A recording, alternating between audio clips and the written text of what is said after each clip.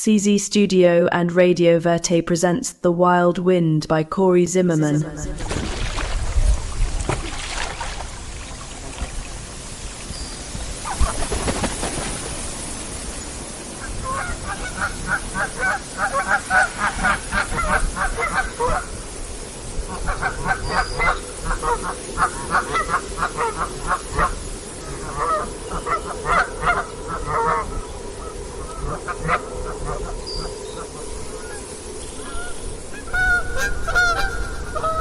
Chapter 2.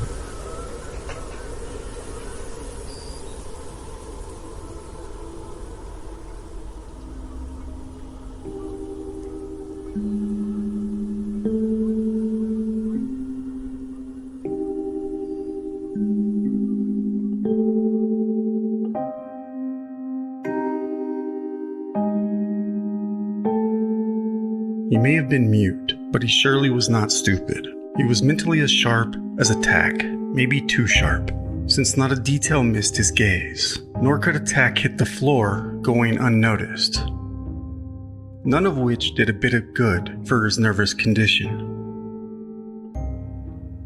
He listened to the man muttering nonsense 3 rows back, a woman across the aisle by the window chewing her fingernails until the nubs of her fingers bled, and each of the 1,200 crisp pages of the Bible's 800,000 words, a nurse 4 rows directly behind him flipped through during the 3-hour voyage from Chicago to Grandview. Of the 100 or so patients who filled the train carriage that day, the grinding, gnawing, snoring, whispering, moaning, rambling, droning, shuffling, nor the calming voices of the half-dozen nurses accompanying them went unnoticed by the mute.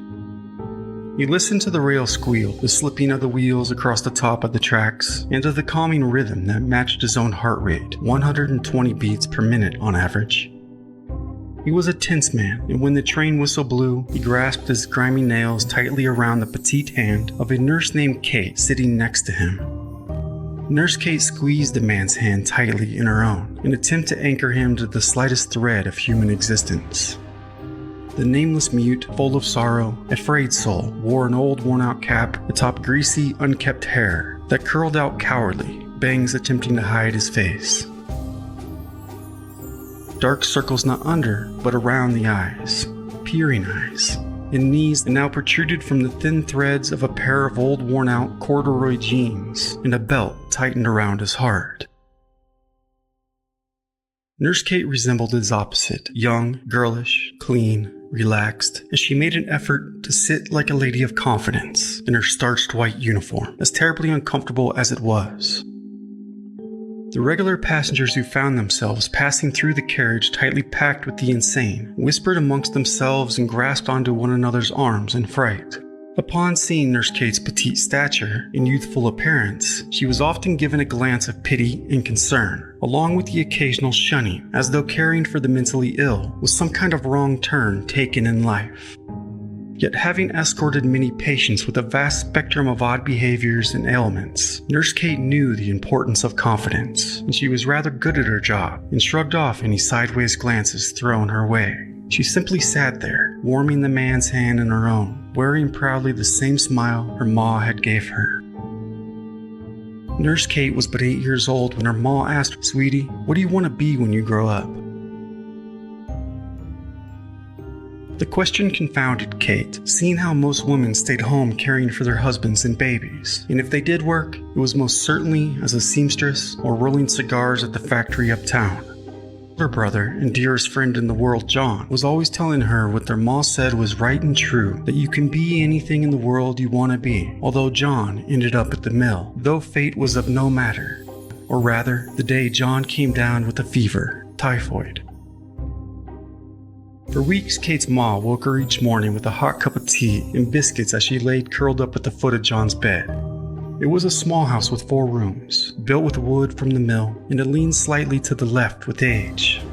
The average family income was $490 at the turn of the century, but Kate's family lived on much less. Her pa had died when she was but a child, and John was the sole breadwinner for the family. Kate, John, 2 younger sisters, their ma, and their grandfather, who rarely left his bed and could not hear a word, as he had given his own hearing to the mill, often could not afford much more than biscuits, with a small wad of cash constantly dwindling in an old tin can. Its label, a cheery little gal in overalls, hugging a giant pumpkin. I suppose everyone quietly worried if John were to succumb to fever, who would buy the flour for $12.50 per 5-pound bag? They were salt-of-the-earth people, in other words, good honest folk, warm-hearted and heartbroken as John grew increasingly ill. They each carried a similar weariness in their eye and sympathized deeply with John's violent tossing and turning and shouting in terror. They replaced his sweaty bedsheets daily, bedsheets that tangled his legs during wicked hallucinations, as next to the bed, a dresser upon which postcards from a sweetheart piled up. Postcards with an immature cursive, smeared over with the pink lipstick kiss. On the front, glittery flowers on most, while one bore a nude man wearing nothing but an empty keg, scolded by a stiff police officer with a baton in hand. On the back was written, "Dear John, I was thinking about what you said last Sunday night. Oh, please tell me you meant every word of it." Another simply said, "Right back. XOXO." Kate's ma kept the curtains wide open during the day to keep the shadows with such darkness to light. Yet come nightfall, Kate was bedside when she saw the shadow approach in the corner of her eye. The day's postcard had little bluebirds in each corner and read, "Hello, John. Love, Anna." Below in large letters, SWAK, sealed with a kiss. John was but 20 years of age, Anna 16, when the bluebird held tight between Kate's thumb and forefinger fell to the floor. It was the moment Kate looked down upon her brother and saw him staring back up at her in the slightest grin, his pink skin now pale, the blood invisibly pooling at the back of his brain, the bottom of his limbs, organs, and his chest cavity, his heart now still, his eyes, damned beautiful eyes.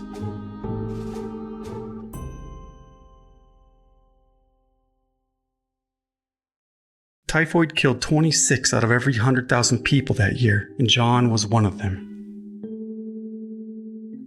Kate placed her palm upon his cheek and stared into that peculiar gaze, and his bizarre stillness startled her. Dying people will whisper, if even brief, single words, as that's all they have the energy for. But John went without a word, without a single mutter to Kate, who spoke his name only once, before collapsing to his side. Her young sister stood confused in the doorway, afraid to enter. And her grandfather, well, death was no stranger to him. Kate's ma closed John's eyes with every dream cast into blackness, never to open again. Kate wept and wept. She wept until a vast desert overcame her, curled up within the corner of her mind, irreconcilable, refusing to leave John's bed for weeks at a time as the seas poured out of her eyes. All was now empty and numb, John's pillow a sea sponge absorbed with his memory with each fallen tear. Lost cold and pale as the winter sky, crows abound waiting for his funeral. Meanwhile, Kate's ma began to fear she might lose another child to the winter earth and begged Kate to eat something, anything, but Kate heard no words, nor smelled the biscuits which sat burnt bedside. Denial, anger, pleading, melancholia. When she blinked, her glazed-over eyes spotted the stack of postcards, and she dreamt of the life the young couple must of themselves, dreams they had shared in their hearts, a life buried with John, and the glistening of the wetness returned to her eyes, her knees damp at the base of his grave. She hugged his pillow and wrapped up in his quilt, shivered, and remained planted in his bed. Kate remembered how Anna had said nothing at the funeral, heart lost, and Anna had to be carried away, the poor thing. Her vast, radiant confusion, a heart too young to be shattered. Anna was doomed. Kate then heard the most beautiful bluebird sing, somewhere beyond the fogged-over plain of glass, beyond her fogged-over eyes. Kate remembered how they used to toss the blue jays biscuits in the winter. She stood, her nude body with a shiver. She looked up at the warm sun rays, walked into the sitting room, where her ma sat knitting on a bench upholstered in a rough floral fabric that gave Kate a rash on the back of her soft bare thighs. I know what I want to be, Ma. I want to be a nurse. Ma gently smiled and wrapped her arm around Kate, saying, Now cover up, my dear. You'll catch a fever. Acceptance. Placing her foot upon that first step that spiraled up the bluff on a bitterly cold day, with a strong gale blowing through the trees, Kate carried her suitcase in a silly hat box. It was a long walk from the depot to the asylum, and by the time she reached the top, her hands were frosted over. Kate was directed by a plump nurse named Nancy to the dormitory for girls, as a mentally challenged but polite man took her luggage. There, a rather friendly girl told her the all-pervasive whistle was the breakfast call. Soon they sat together at one of the very long tables, above which enormous platters and heavy bowls sailed by but once, allowing one to grab what one could. The food was fresh, eggs, bacon, and vegetables steamed with a bit of seasoning. After breakfast, Kate met with the chief nurse, a strict and idealistic woman named Mary Bird, who had served in the Spanish Civil War. Miss Bird watched that no skirts were more than 3 inches off the floor. Of course, every woman's hair was long. The only frivolity permitted, Miss Bird explained, were silk scarves, which one was to pull snugly over their nest of hair. Kate was told to check a list posted in a glass case in the main hall, and there she found an old man in a wheelchair pushed up against the wall. He sat alone, ancient, muttering, staring down at his lap, fingers fidgeting incessantly upon his kneecap. The list was long, and Kate thought she heard the old man whisper, and she looked down to see the most beautiful pair of brilliant blue eyes looking right into her own. He had a wide, toothless grin, and she froze as his liver-spotted hand reached out, just as a short man with deep-set eyes and long, bushy eyebrows approached in a brisk stride. Kate politely asked the man for directions back to her dormitory. "Miss, may I ask your name?" "Kate," she answered, with the slightest grin she had ever seen. "Kate, I wouldn't touch Jonesy if I were you," and she pulled her hand quickly out of reach. Entering the lecture hall the following day, all the nursing students anxiously awaited the doctor's arrival, chirping little birds in the back of the room. Kate sat in the front row, with posture and silence, waiting for the moment the revered Dr. Zola would arrive. When the erect, sober, yet relatively short man entered, whose shoes were shined immaculate, whose deep-set eyes sat under a pair of comical eyebrows, Kate recognized him at once. With one clearing of his throat, one could have heard a bobby pin drop, and thunder struck Kate's heart as he spoke. Where there is no vision, the people will perish. Persons with mental illnesses have been dying inside, as the mental health service has had no vision. To envision a future when everyone with a mental illness will recover, a future when mental illness can be prevented or cured, a future when mental illness is detected early, and a future when everyone with a mental illness at any stage of life has access to effective treatment and support, essentials for living, working, learning, and participating fully in a community. We need to maintain a vision. Here upon the hilltop, we have a vision not necessarily well received by all, as some still do not believe that recovery is possible. Many are afraid of giving false hope and fail to recognize the very definition of hope defies any connection to true or false. Yet, science has shown that having hope plays an integral role in any individual's recovery.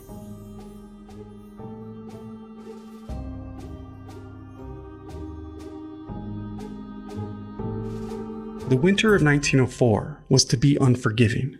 Yet, as the century of progress thundered southbound across the vast expanse of barren farmland, frozen solid and buried beneath a blanket of pure white nothingness, a blank page, as crisp as the air, a long column of coal-black smoke rose high into the clear blue sky, leaving a trail of tarnish in its wake. Nurse Kate was the definition of mercy, compassion. The nameless man kept his keen eye upon that plain, fixating on every black smudge upon the void. A far-off tree, a barn, a herd of frozen cattle, steam pouring from their snout. And he followed the telegraph line with his eyes, up and down, up and down. The light changed so that he suddenly saw his own eyes in the window's reflection, and he stared off into a timeless hall of mirrors. However, his gaze soon focused on a flock of late-season geese and the mighty power behind the batting wings, slapping the river's still water until they rose into the sky, escaping the tremble of the engine that sent tiny little reverberations across the water's mirror-like surface. The nameless man squeezed Nurse Kate's hand in enthrallment. Kate looked over and noticed a slight grin on his face, as the very outer ends of his lips just barely curled up. But it was his eyes, the sparkle they lacked, which now glistened up toward the heavens, as though he saw angels. Kate looked out over the river, and her thoughts ran deep. Nurse Kate thought of the doctor, how she admired him so, and how it was impossible for him to speak of his boyhood without speaking of the dear old river. After all, he was born less than 100 feet from its shore. In Dr. Anthony Zola's life, he would watch the sun disappear through the Golden Gate in mid-ocean, on the vast prairies and deserts, and beyond high mountain ranges. He would live under the Southern Cross and see and do things one could only imagine. But I am confident nowhere did he find a more restful end of the day than when the sun sank behind the bluffs opposite his childhood home.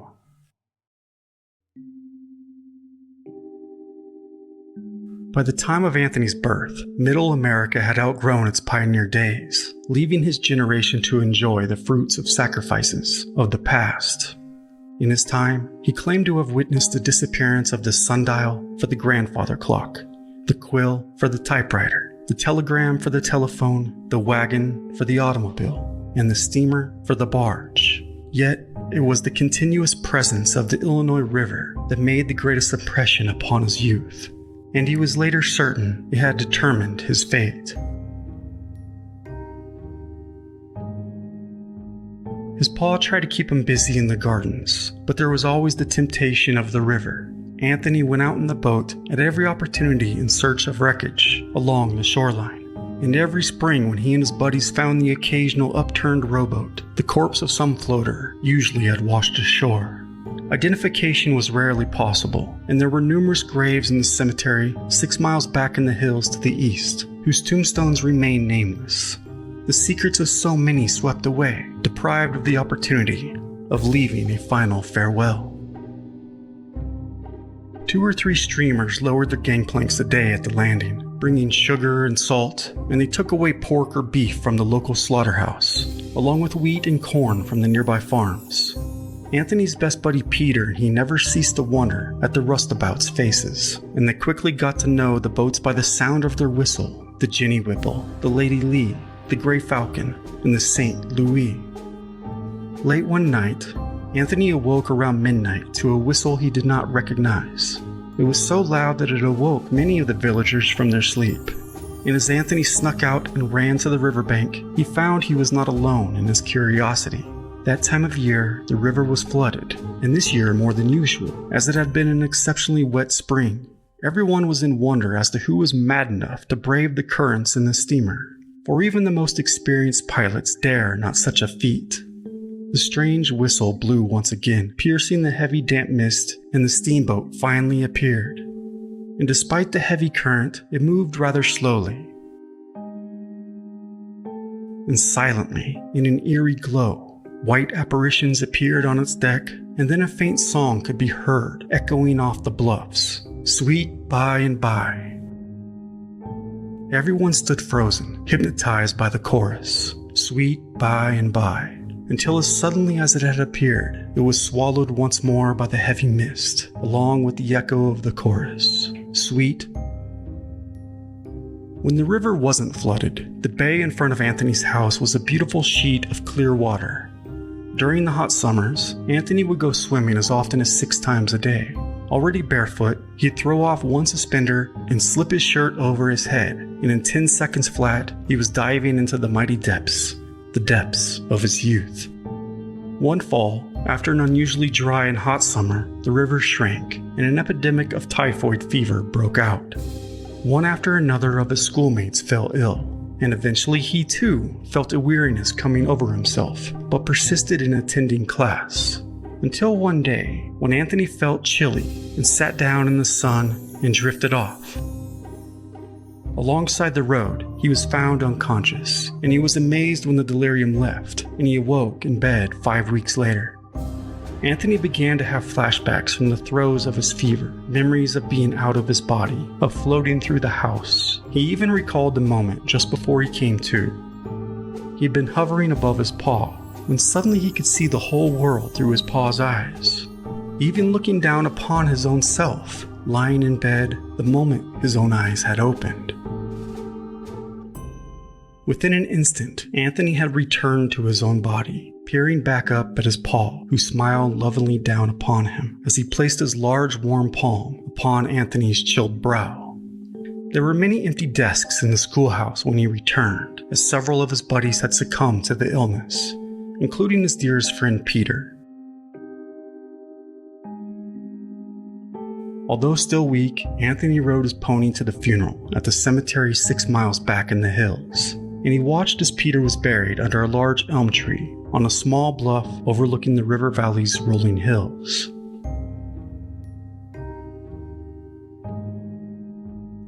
During the winter, when the river froze over, there was no smoother skating anywhere, and the skates his pa bought him were the most appreciated gift he had ever received. Anthony usually went skating on Sundays, but one afternoon, his pa asked for his help mixing medicine in his office when he heard a loud cry from the riverbank. He ran down to see what the commotion was all about, and found a dozen neighbors wringing their hands as his classmate Timmy clung to the ice 20 yards out, with 2/3 of his body submerged in the frigid water. A few men had attempted to save him with an oar, but had given up, and everyone stood around helpless. Anthony spotted a boat nearby and quickly dragged it onto the ice and got in, and with the help of a few willing hands, was able to pull Timmy into the boat. In the days following, Anthony felt he was giving much more praise than he deserved, believing saving Timmy was a perfectly rational thing to do. Later that summer, when the pier was again half flooded, Anthony and his friends were on their way to swim when they passed Timmy and his little brother. Timmy was shy, embarrassed, and could not make eyes with Anthony. And not a half hour later, Timmy's little brother came running stark naked down the pier, shouting. Timmy had jumped off the pier where he always had, figuring he'd touched the bottom as he always had before. But his head had sunk below the surface, and he panicked and flopped about. But by the time Anthony found Timmy, his arms and legs were spread wide, and he brought Timmy's cold body to shore once again. He carried him home where Timmy's ma was sitting on the porch drinking a glass of lemonade, and the glass shattered at her feet. His poor ma had just lost her husband but weeks before, and once more, Anthony rode the 6 miles to attend the funeral of a childhood friend, 6 miles over the hills to the east. Anthony stood and watched the funeral from under the old elm tree on the bluff where the breeze blew, and when a single leaf landed on his shoe, Anthony felt the weight of the world.